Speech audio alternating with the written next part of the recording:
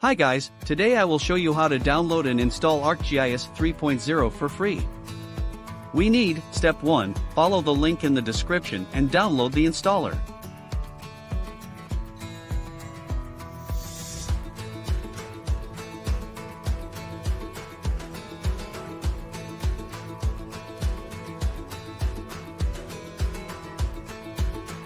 Step 2.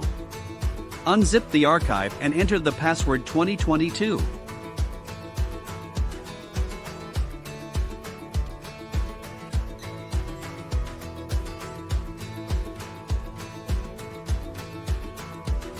Run the installer and wait for the download to finish.